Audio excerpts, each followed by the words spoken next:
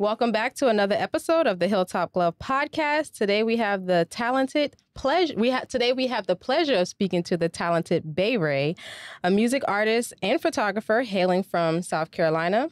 BayRay has accumulated a dedicated following of subscribers on YouTube and multiple videos showcasing Colombia's most scenic locations. One of his standout tracks, Lifetime, released 2 years ago, has surpassed 10,000 views on YouTube. His rhythm and blues sound transcends the speakers, captivating listeners who appreciate the love and intimacy of his lyrics. BayRay is celebrated for expressing his emotions with ease and harmony, especially in his heartfelt tribute to lovers, called Dreaming of Robins, featuring jazz artist Corey Stone. Stay tuned as we dive into a soulful and electric sound of BayRay, exploring the depths of his musical journey and creative inspirations. How are you doing today? I'm doing fine. Looking real cool with the I know, the shades. right? It's a whole He vibe. looking like he came in to look at the blessed. way I expected him to feel. Thank you. You know what I'm saying? 'Cause I listened Thank to the you. music. I was like, yup, that was him. When he walked, I said, that's him right That's there. him right That's there. him right there, Like, yep. Smooth. So we like to start off each episode kind of giving a little bit of history about your background, how you grew up, where you grew up, any siblings.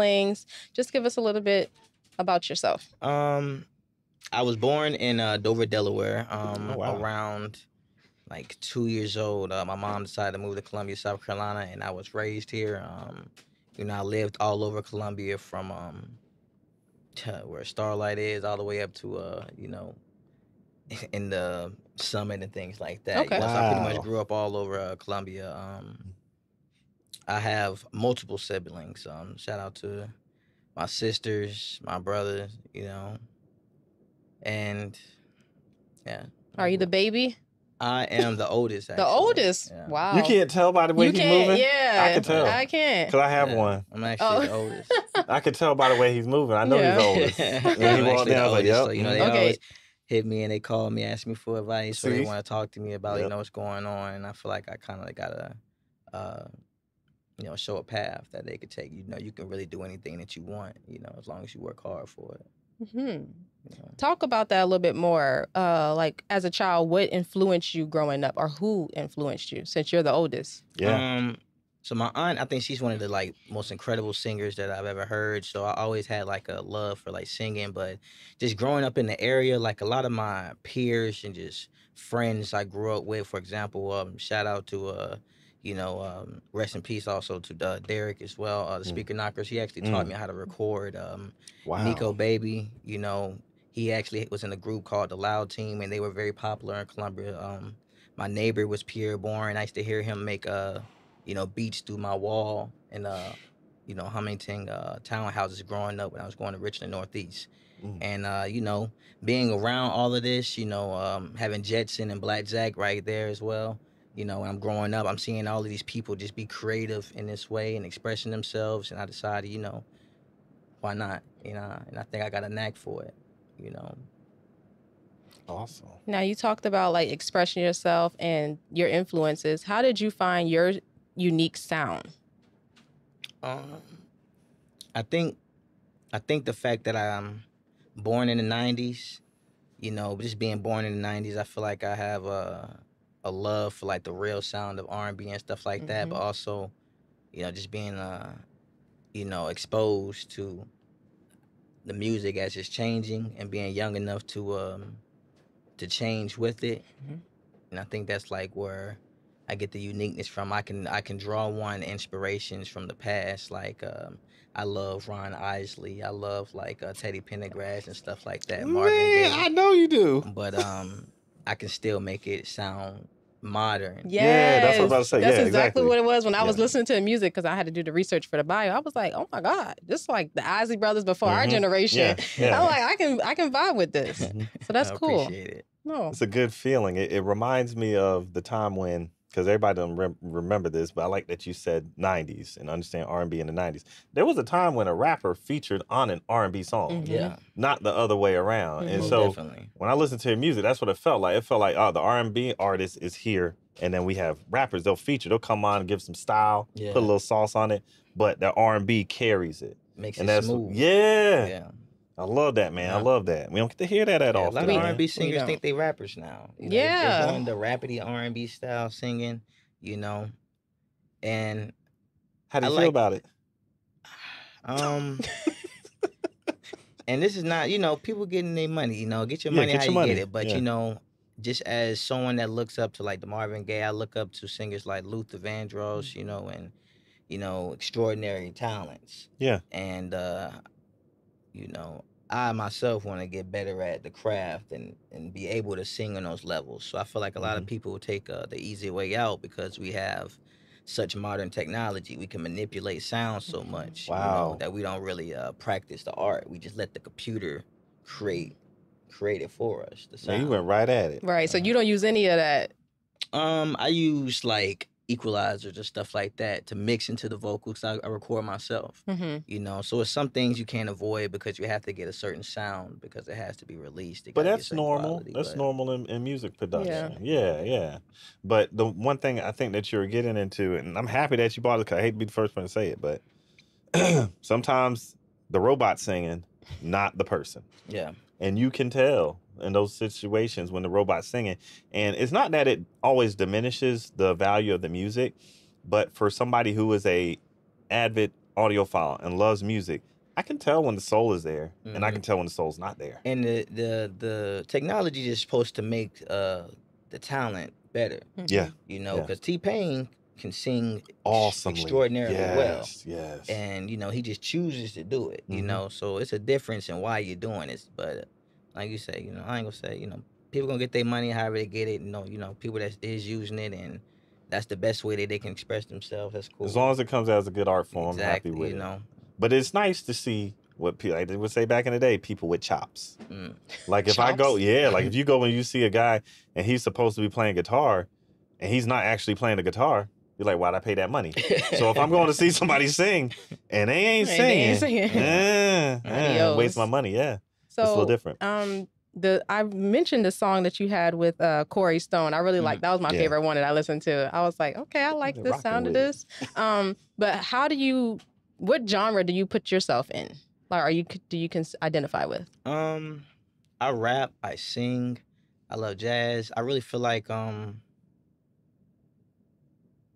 it's whatever I feel like doing. Like, you know, I have friends, for example, it's a famous country artist named Rashad.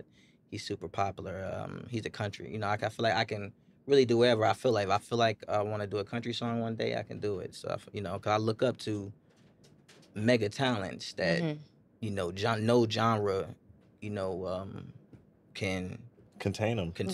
You know. Yeah. The Isley Brothers and they did rock and roll. You know, even pop, Beyonce. everything. I'm talking about I want to, you know, exceed on a level where I feel like no genre I can be described in one genre. You know, as long as my talent can allow me to create on that level, I can, you know, merge into anything. Well, that's good. You don't put yourself in a box because, you know, with the music industry, it's easy. You know. It's easy. Yeah. Especially once you start finding a way to make money, you'll get real comfortable in that one area instead of like growing your talent. I like that you keep saying that. I want people to understand you keep saying growing and developing that talent. As you do that and you get better as an artist, you should be pretty much open in whatever you want to do. You should be able to just make a product. Yeah. Art, which is your music, make your art, and then you should be able to put your art out and stand for itself.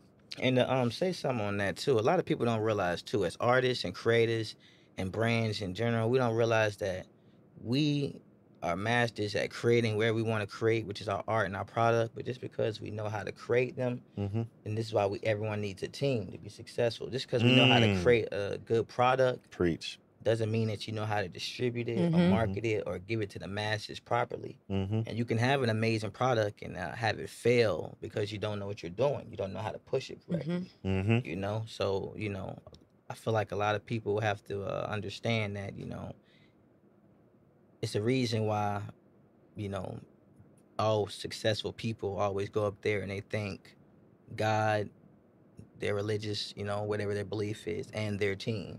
Sometimes they thank their team before they thank their family. You know, and you know, we got to realize that, you know, we can create anything that's amazing, but we need people that have the resources to help us succeed. Now talk about your team. Yeah. I know you're not a one-man show. So talk about your team. So I'm not a one man show. I do a lot of things by myself. I write it, I sing it, I record it, but I have a lot of people I reach out to, that I have made networking, just network with and make connections with. From my beautiful queen, man. She has a marketing agency called Elevate with Robin and stuff like that. Awesome. Yeah, she is also. I'm performing at the Marketplace Networking Vic October 5th. Oh, this is the camera I need to look at. Yeah, right there. October 5th. I'll be performing in Columbia, South Carolina at the Marketplace Networking Conference. Make sure you be there, man. Make sure you be there. Make sure you be there. Especially for the folks that listen to this. You need to be at the networking conference anyway. So get your behind up and go get your ticket. And then check out BayRay. Already. Yep. It's for all brands, entrepreneurs, businesses, anyone that really wants to take their, skill, creativity to the next level. I really hope to see you there. Not because I want you to see me, but because, if you really care about your brand, if you really care about pushing yourself, this is a great opportunity for you. Man, you sure you don't do marketing? You see his first lady right there. She probably be on him. She probably be on him like, right here, pound it. BayRay, pound it. That was good. Yeah, that's how you do it, man. You put the drop in. We'll make sure we get that drop together. I didn't even hear about the networking conference. I usually hear about stuff. You do. Yeah, I'm gonna have to check it out. We gotta make sure you get the drop in. At least one of us can go get some tickets. Invitations for you guys too. So after this, we'll definitely awesome. Hand them out to you guys. We really hope BayRay.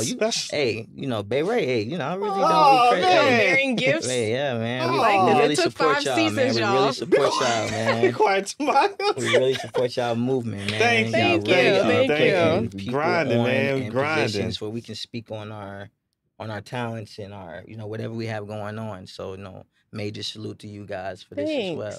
Yeah, we appreciate that. We really do. Yeah. Now I want to transition into your actual music and your writing process about how you become vulnerable to actually write these words and display it for the world to see. Okay. So what's that process like?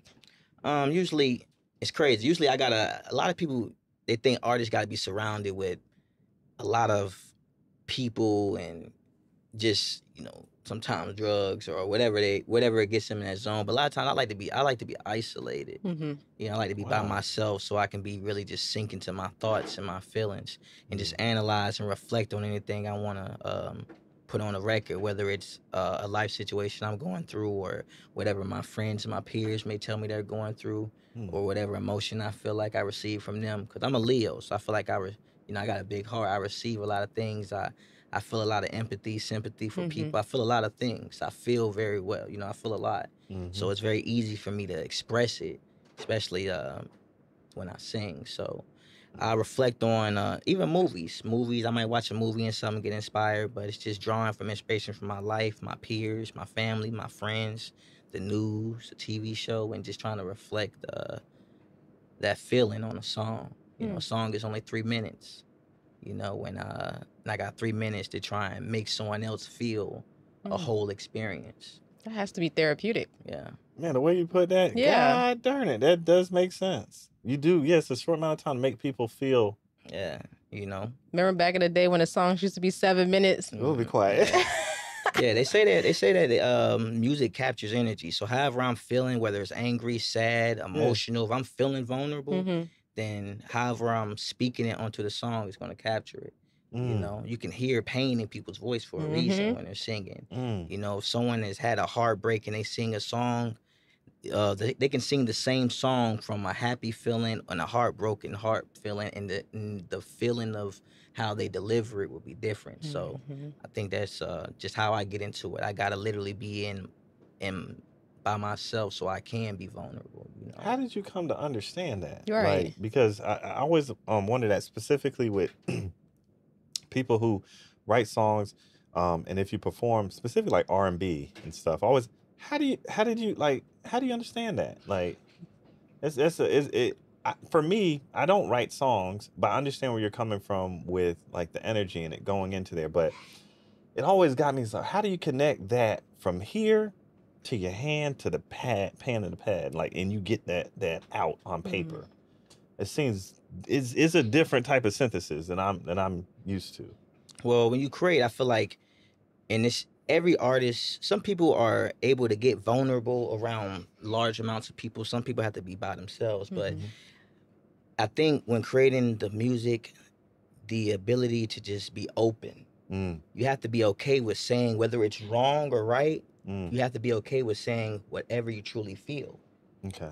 So a lot of times when if you're making really relatable music, you have to really reflect on things. You have to really understand things, whether it's wrong or right. You know, you have to understand sadness, love. You have to understand passion, hate.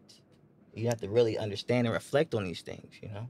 And Man, That's and really wearing your heart on your sleeve. yeah, and really being but this is okay why with we it. need people like him that do this, Yeah. because I'm not gonna. What you're telling me too, what's so cool is like, you know, especially hearing it from another black man. A lot of us, you know, how we walk around all day, Yeah. thugging all day long, just tough, right, rugged, right. But that's not, like you said, that's not the full experience of the human life. And like, you know what? I think it's especially black creators. I think why, you know, a lot of black people succeed in music, especially, is because that very reason. Especially black men, we just now getting to a point where it's okay for us to be vulnerable. It's okay for us to say we have feelings and stuff like that. So check this out. If as black men we always felt like we had to be hard, the one time we get into a space where I can be vulnerable, which a lot of times was what? I can express myself in sports. Yeah, I can yeah. express myself through singing. I can express myself through rapping and say however I truly feel. Yep. And it be okay. Yeah. Where, no judgment. Because when I'm not playing this sport, when I'm not singing, when I'm not rapping, I have to be hard. Yep, I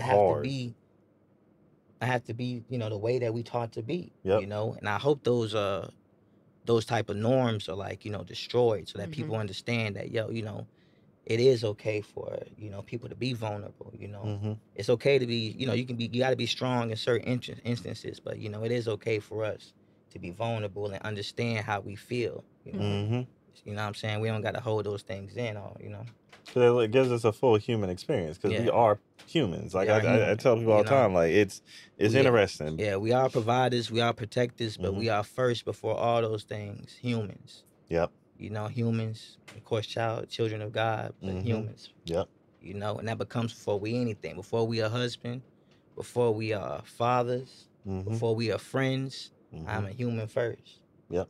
Yeah. So. Now, are there any other like misconceptions that you can think of that people stereotype you, or? Because I think you're like our first R&B artist. We've done. No, this is not a lie. Yes. Yeah, I think you're the first R&B artist. Oh man. Yeah. Well, and male. Thank y'all. Yeah. Thank y'all. That's why it's super dope to have you. Man. Yeah. Thank y'all, man. I really appreciate it. See that? Yeah. That's why I say, man, shout out to the Hilltop Podcast. But what was the question? Like, are there any misconceptions or stereotypes that people put on you or R&B artists in general that you can think of? I could list some stereotypes. I got one right now. I cannot dance, and for some reason they think that R&B artists supposed to be up there popping and locking. Yeah. I had just performed. Oh, shout out to the Sheen family. I just came back from Atlanta from performing at the Sheen Magazine Awards, and like I said, they had an artist up there, and he was R&B popping and locking. And I said, you know what, BayRay ain't up there doing that. You know, shout out Corey Stone. He was playing sax. Yeah. You know, Nick was playing my guitar. You know. See, that's so it's dope. a different vibe. Yeah. See, you're not conforming. I like that, because it's like most people act like they have to have that entertainment in the background. They got to have dancers or like, you know, something going on. I had a dancer now. You had a Shout dancer? out to my girl Chell. She did ballerina for me in the back behind. Again, you different, bruh. So, you know, you were ballerina dance. Okay, so it was like something soft. I'm going to check that out then. Most definitely. We'll be releasing some stuff from it, and I'm also be releasing a new single as well. Okay. You know, in the upcoming weeks, called Velvet Melodies. For you guys that enjoy my music, please go and get that when it's released. It's called Velvet Melodies by BayRay, and it's the latest single that's coming out. So it'll be out by the time this podcast is out. Yeah. For sure. I like how you dropping gems, dropping music. That's how you're supposed to do it. Yeah. Nah, that's extra dope, man. I'll tell you, because like we grew up in the era, my parents, they didn't let us listen to hip hop until later on. We grew up listening to R&B, soul music, funk, stuff like that. So we always look for people who are in our age generation who do that music because that's what we grew up loving, right? And it's funny when you hear people like, I'll put this one out because I always think this is interesting. It's Snoop Dogg. Whenever you hear Snoop Dogg and he does his little things and he'll be in the background and stuff and they'll be following him around, they're like, yo, what you listening to, Snoop Dogg? I'm listening to some old funk, some soul music from 1970. They're like, what, really? But you Snoop Dogg, you rap. He's like, that's not what I grew up off of. I'm gonna say something. I don't think I've ever said this in an interview before, but I'm gonna say this, and this might go back to answer a question you asked me earlier about why my style is the way it is. Yeah. And you just saying that has made me realize something. But my grandfather, he passed away. Was it last year? Last year, my grandfather passed away in April, I believe. Rest in power. Rest in power. And my grandfather was a big DJ, just like my actual father was a DJ in Dover, Delaware. But my grandfather had a house. Then I always stayed with him in his home, and he had an intercom in every room in his home. And from the DJ studio he had at the top of his house, from the intercom, he played nothing but funk and 70s, 60s, 70s, and 80s funk and R&B. What? That's amazing to me. In every room, the entire house, through the kitchen, in every room, no matter if I slept or anything. And it was always to like a low volume, so it was like almost seemed like background noise. But my entire childhood, when I went to my grandfather's house, whether it was for summers, for weekends, or whatever, I always was exposed to artists I didn't even know. I just heard the music. It was always played. And every time I ever asked him who it was, he always told me. He always made me research. He always showed me who it was. Oh, you were learning early. Yeah, Billy Paul's and stuff like that. What? Oh, wow. I know you know what you're talking about now. Yo, again. He knows Billy Paul. Yeah, Billy Paul, stuff like that, So, yeah, shout out to my grandfather. I don't think if he wasn't so interested in just making sure that we were exposed to that type of music, I don't think that I would probably sing the type of R&B I sing. That's true. In reality, I think I would probably be doing what my friends are doing. Mm-hmm. But because I actually grew up listening to it and I love that sound, that now that I reflect on the question, I think that is why I make the music I make. That makes sense. That makes total sense because.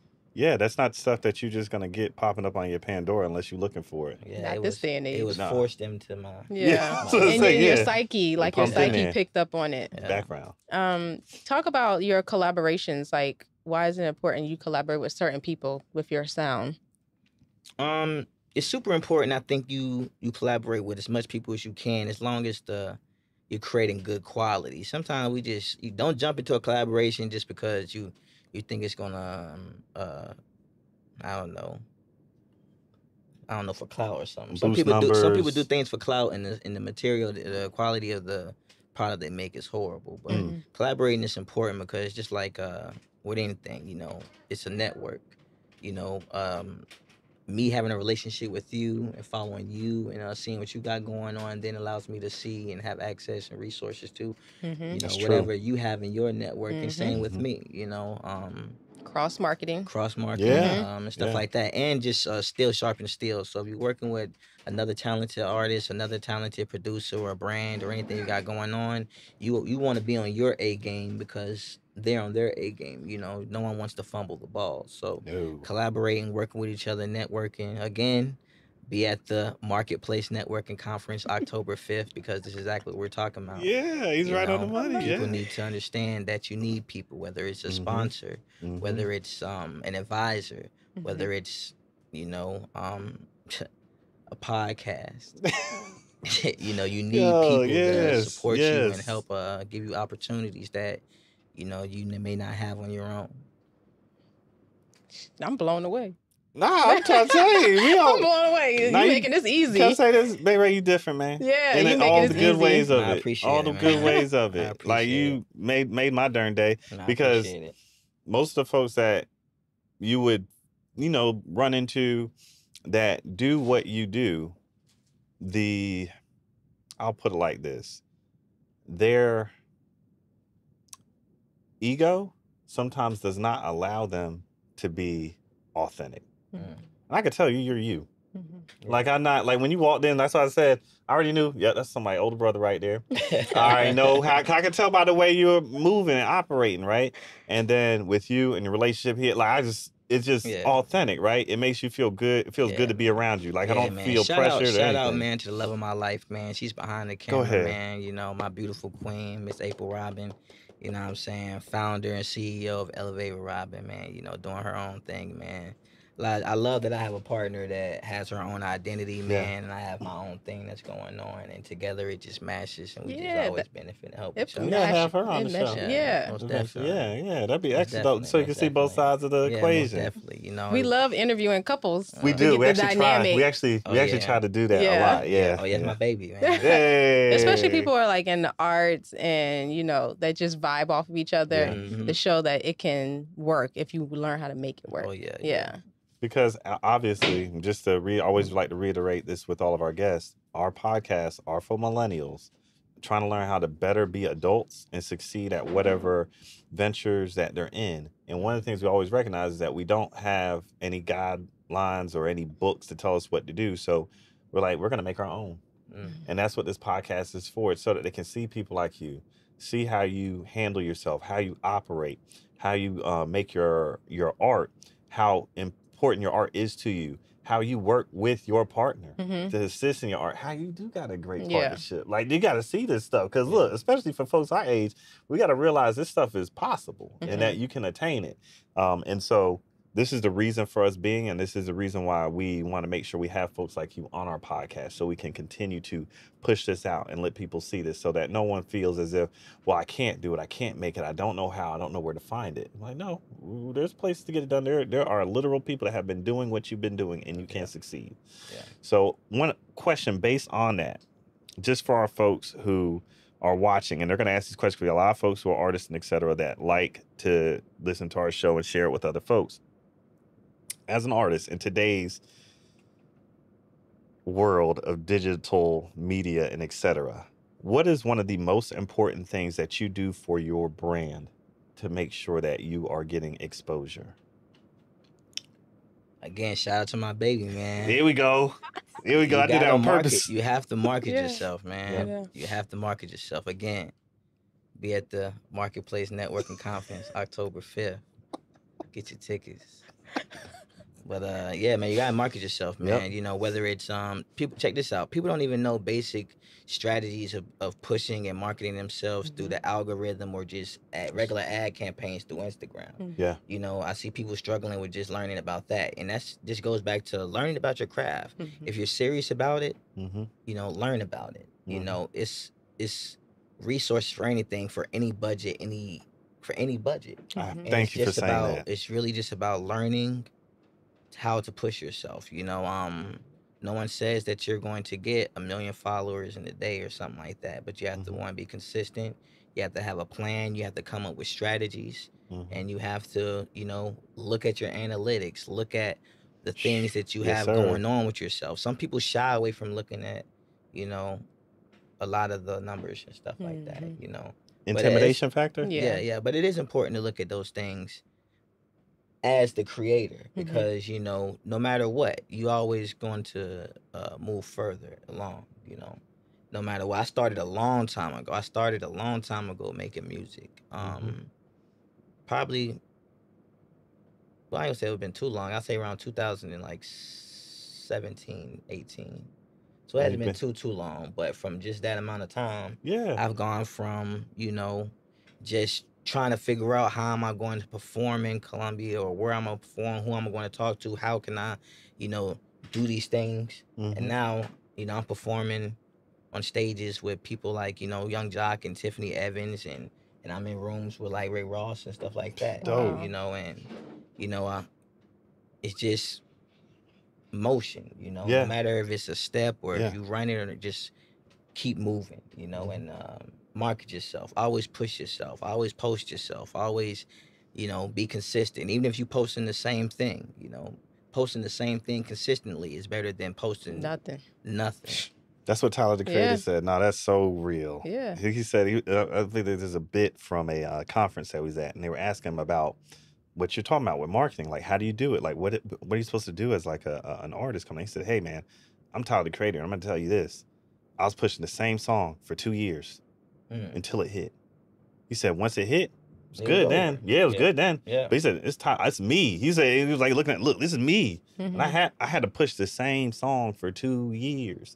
And I had to think about that. And I'm like, yeah, that's interesting. Like, you really have to stay with it. Yeah. It's hard for a lot of people to do that though, because you know, life's happening, etc. And that's because we think so small. Like, we don't realize, like, you know, there are billions of people in the world. So that means no matter how many, there's somebody that does not know who Cardi B is. Gosh, good point. There's someone that's not know. There's someone that doesn't know who Usher is. There are billions of people in the world, you know? So, and it's not about, you know, it's about building your audience, your fans. You know, everyone can be a fan of everyone. Yeah. You know, you're not fighting with no one, but it's about taking your time, being consistent, building your audience, building your fans, and just connecting with your fans one by one. You know, Usher might got 2 million fans. Adele might got 100 million fans. Rihanna got a billion followers. You know? Yeah. But, you know, it's about just your reach. Your reach, your audience, the people that love you. You got to touch them. But talk about your audience, your support. How do they support you? How do they show up for BayRay? They show up with the sharing. This is how you show up for anyone. Share, like, comment. Yeah. A lot of people do this stuff, you know, and this is why a lot of my audience, they do share all the time. They do like, they do comment, they do, you know, show that kind of support. You don't always have to support someone by sending them money. Gotcha. Because we're in the age of the algorithm. So, you know, you don't want to know how many times I hear people say, oh man, I see you got it going on. I see that you doing this. And guess what? They ain't never liked anything, shared anything. If I ask them what song they heard, it's probably something from 4 years ago or 3 years ago, you know, but people don't understand. It's an algorithm. Share my stuff, like my stuff. Even if you don't listen to it, just do it. Yeah. Try to do a comment. Yeah. People don't understand that the algorithm for social media, for us to get discovered, Instagram makes it so that way if you post something, you have a certain amount of minutes that people have to engage in your post before they give it to a certain amount of people within your followers. So check this out. If enough people not sharing and engaging in your content, when you post it, Instagram's going to say, I don't want to push this to the rest of your followers. So when you first post something, they're actually only showing it to maybe 30-40% of your following. 30-40%. And if those 30-40% are people that say, I don't care to like, share, or comment, Instagram's going to decide, we're going to push this lower and we're going to try and see what happens with other pieces of content. So that's why it's super important. If you support a creator, if you support a brand, if you support a business, you must share, like, and comment on their content. Because if you don't, you might be one of the reasons they fail. Yep. So is that why you see people's comments or pictures like 2 days later? Like you see when somebody posts something, it's like 2 days ago, and it's like, but I'm their friend. How did I not see this? How did it not come up on my feed? That makes the so first, much sense. the first day. Because the algorithm pushes it lower. It down. They don't think, they said, you know, because it's a business. Instagram is a business. There's a billionaire running it. Yep, shareholders money, and everything. You know? So you gotta understand that it's a whole business. That's why this is called everything is a business. You know, just because we have a passion and we have a purpose and stuff like that, don't mean we don't have to include ourselves in the business portion. Yep. You know, I love music, but everyone that's a musician say, I hate the music business. That is real. You know? They do say that. Real. They like music. They love music. People but not the love business. being an entertainer, but they hate the entertainment business. One, because they either don't understand it or everyone is trying to get over on them, which means too, if you don't understand the business and not get over on you, that just means that you didn't understand the business. That's it. Yeah. You just understand the business. Like ignorant in some areas, but you can be taught. Yeah. So you it's can be. Yeah. But people got to understand a lot. That's why it's important to learn about marketing. It's important to learn about the business part of wherever the craft it is. You know, whatever you're trying to do, you know, it's super important to be proactive, you know, for the best future that you can create for yourself. I think that's very important for the audience to understand and hear that, because a lot of them, they're very talented folks, but they don't get a chance to make it because they, on that end, they do drop off. Yeah. Don't keep moving from it. Yeah, that Talk marketing about stuff's your music videos. I've seen a lot of them here in Columbia, South Carolina. Yeah. What's your favorite? What has been your favorite music video? And tell us about shooting it. My favorite music video. My favorite video that I had shot was shot by my boy Cam. Cam, who shot it, he's actually a videographer from Columbia, South Carolina. He shoots pretty much all my work for the last couple of years. He's been shooting a lot of my stuff. Dope. Okay. But my favorite video would be "Are You Down?" Shout out to my baby again. She starred in it. Yeah. You know, Don't she look I familiar? know, right? That was gonna be my next question. That's my favorite It music better video be. that I've shot. I also have a video of "Dreaming of Robins," which is obviously about her. love It's that a play one. off her name. Yeah. Her name is April Robin. The song is called "Dreaming of Robins." I love that. Play on words. It's a play on words. So that was actually shot by Sheen Media Group. So they're affiliate of Sheen Magazine as Okay. well. Oh wow. So that's I didn't shoot that, but it's actually a video that they shot for, like a performance video they shot for me for their actual magazine company. Cool. So that was really much love to the Sheen family. Yeah. Kim Chapman, Darren Martin, thank you very much for everything that you guys do. You know what I'm saying? And showing support to BayRay and my family and brand over here as well. Awesome. Are there any dream collaborations, or who would you like to work with in the future? Who's on your radar? Usher. Oh, I ain't angry at that. I ain't angry at that. You go ahead and shoot. I want to make a song with Usher. I want to make a song with Ron Isley. I want to make a song with man. I think for me, Usher, Ron Isley. I would hope to get one with Erica. If Lauren can get it together, I want to make some stuff from Lauryn Hill. You know, but I think those are my big ones. You got some good big ones. Yeah, those are like my. If I seen them and it was like, oh man, I get to make a song on it, I wouldn't be able to sleep I wouldn't be able to sleep. It'd be like waiting for Christmas when you're a kid. You know? Yeah. I probably wouldn't even want to do this. I'd be like, you just make the song and I'll sing on it. You make the song. Tell me what I'm singing. It's your song now. I'm just on it. I'm featuring me, featuring BayRay. No, but think about it. If you're on those, if it's Ron Isley featuring BayRay, it's all good. It's all good. I would just be ecstatic to be a part of it. Yeah. If like it's your song, I'm like, is it? It's our song. Yeah. But yeah, those are my dream collaborations. You know, I love Erykah Badu. I love Usher. I love you know. Believe it or not, man, I love Young Dolph too, man. I'm not angry at that. I'm not angry at that. Sometimes, you know, I'm from, you know. Yeah, come on. You don't even listen to. You don't gotta act weird. Come on, we already know what it is. You know, I tell my brother all the time. And she said, "Dad, you be listening to ratchet music." I'm like, "Where do you think I'm from?" I listen to sometimes ratchet and ratchet. Sometimes I feel it. Sometimes I don't. Yeah. Another question, I think, and I know we're gonna get ready to wrap up, but I gotta ask this question, the most important question, and because you got your lady sitting here too. How do you balance work and life? And that's very important for our audience because a lot of us millennials, we are out here really living life and we got things we want to do, but we also want to grow ourselves, develop our own talents and skills, and also have something outside of, if you work a 9 to 5, you want to have something outside that 9 to 5 because hopefully it'll take over and be your 9 to 5. But the one problem that we have is balancing that time to experience and making sure that we're good with our relationships, that we're taking care of in some cases, taking care of our children, we're taking care of responsibilities, whether it be with parents or whatever that is, and then also pouring into ourselves properly. How do you do it? And then make sure that you ain't like dying out here and looking old and turning gray.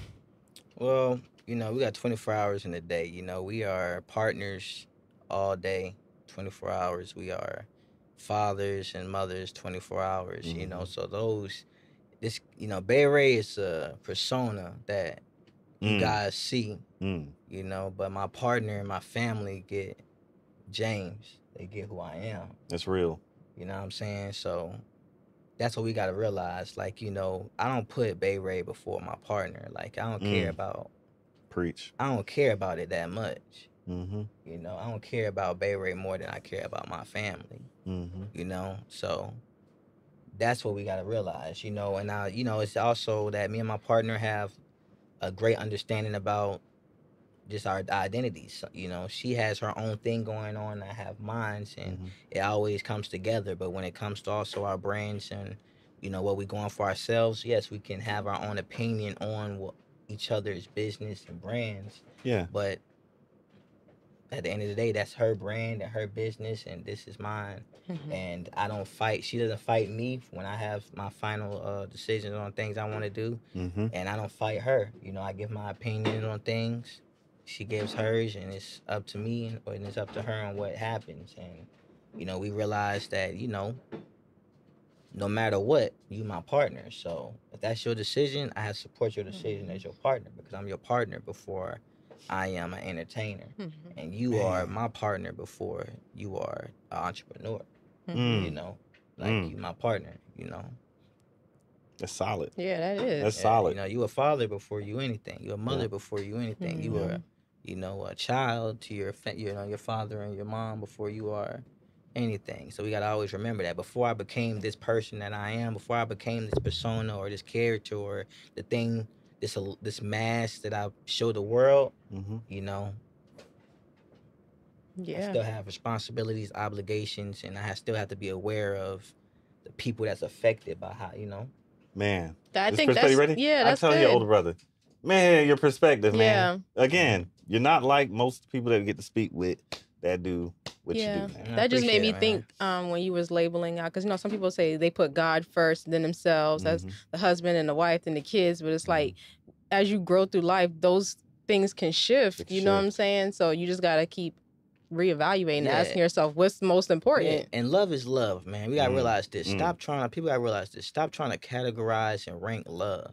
Like, you know what I'm saying? Like, great point. Asking a man, do you love your child more than you love your wife, is like asking me like some stupid scenario question, like if your wife was hanging off a bridge with your child, who would you pick? You know what I'm saying? Like, I can love my wife and love my son, my child without having to depreciate. Yeah, because if I, you know, why do I have to go through, you know, now if God comes before me and asks me this question, I would have to answer it. That's different. No human should ever feel like they are entitled enough or they can ask me that, you know, that question, because, you know, I might, and like you said, feelings change. My girl might make me upset right now, and then I might be, you know, a good in 5 minutes. You know, but it's like, you know, the love and having love for someone, because love is a feeling. You know, we got to stop ranking it, you know, because that's what hurts people. You know, why is there a, you know, that's like, if I ask you, you know, do you love your grandma more than you love your mama? Yeah, I can't answer that. You can't answer that. No. I ain't sacrificing either one. Say it, exactly. We ain't doing that over here. You know? I agree.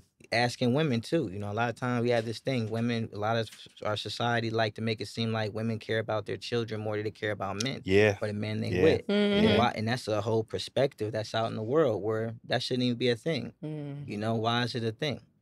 You know, you shouldn't have to decide who you care about more. Just care about who you care about, and reciprocate and show them that you care about it the right way. Yeah. You know, it's a right way to show love too. There's a right and a wrong way to love somebody. We're going to have you for another episode. Nah, man, you on point, yo. Yeah. Bruh. We have to have you for another episode. Yeah, we need some more time with you. Yeah. I know we got to wrap it now. We got to get more time with you. And we got to make sure that we get your other half on the podcast. I think that, because we've done it before. Awesome. Yeah. It's an awesome conversation every time. So we'll make sure to set that up. But please, we are going to get ready to wrap up. Before we do so, and you've already been doing an excellent job thus far of handling this, want to make sure that you drop your socials. Okay. Shameless plug time. Let everybody know what you got going on, what's upcoming, outside, whatever it may be that you want to share with them. It's your time to shine. What's going on, man? I am BayRay, an artist from, of course, Columbia, South Carolina. You can follow me on Instagram at BayRay, BAYRAY 803. You can find me on all streaming platforms at just BayRay, BAYRAY, one word. As well, come and see me, man. Come and see me. Come and grow your brand. Come and grow your business. at the network conference, man, the marketplace in Columbia, South Carolina. And I actually switched those words. It is the Marketplace Networking Conference in Columbia, South Carolina, October 5th at 1 p.m. Come and follow me on Instagram. DM me. I can send you an actual code to make the price lower for those that may That's what not we talking got about. it but still want to push themselves. So Mhm. you have no excuse. Mm-hmm. Hope to see you there. I love it. Awesome. Man, you're too good. I love We it. got bother you. Yeah. Too good. Man, this is DJ and what? Tamaya. In the back. Hey. Skip and Mike. And then our esteemed guest. Oh, BayRay. What's going on? And the lovely. Miss April Robin. My beautiful, beautiful, beautiful, beautiful queen. Man, it's been a pleasure having you here today. Thank you Shake for your real. hand, Thank you. Oh, man, I appreciate appreciate y'all, you, man. brother. I appreciate you guys. Thank you. Much love. Until Yeah. the next time, Yeah. please tell somebody next to them that you love them, that you appreciate them, and we will see you at the next Hilltop Glove Podcast. Peace.